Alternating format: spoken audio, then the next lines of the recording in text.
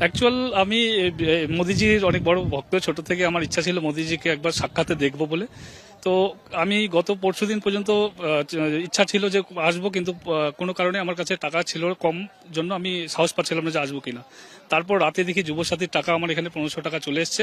তো আমি সেই টাকা পেয়ে সাহস দেখাই যে আমি যেতে পারবো, এখন আমার খরচার টাকা হয়ে গেছে। তারপর আমি ওই টাকাতেই আমি এখানে এসেছি।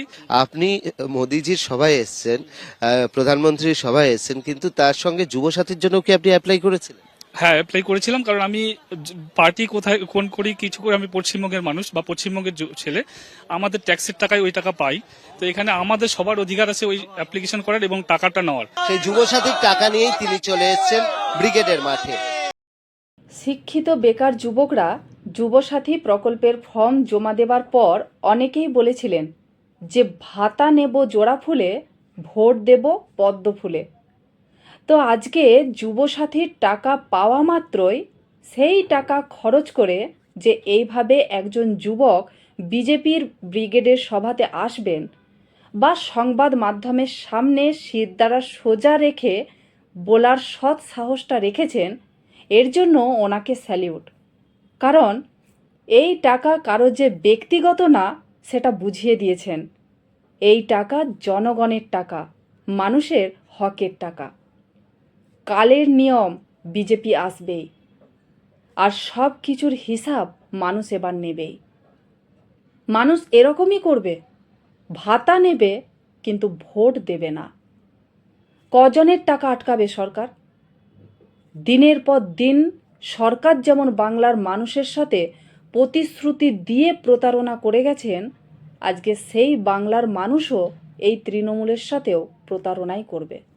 দেখুক কেমন লাগে।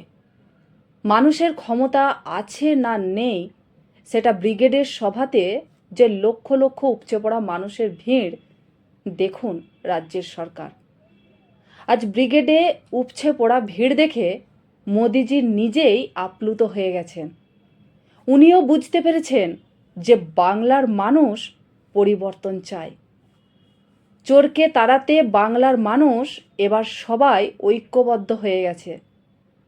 আর খুব বেশি দেরি নেই, কাউন্টডাউন শুরু হয়ে গেছে, কেউ আটকাতে পারবে না।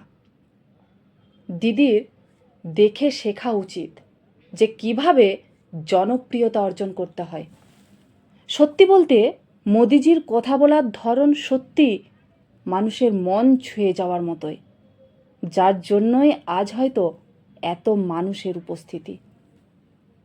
তো আজকে এই যুবক যে সাংবাদিকের সামনে বলে দিলেন, এই খবরটা আবার দিদির কাছে পৌঁছে গেলে যুবসাথীর টাকাটাই না আবার বন্ধ করে দেয়, আর না বলে বসে এ তো বেটা ঘরশত্রু বিভীষণ, একই কোনো সূত্রই আমাদের এখন কাজ করছে না।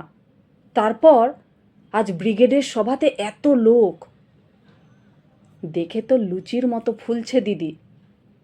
তবে যারা যুবসাথীর টাকা পাবেন তারা সবাই বিষ্ণু মাতার চরণে একবার হলেও হরি হরি হরি বল বলে জানাবেন কিন্তু।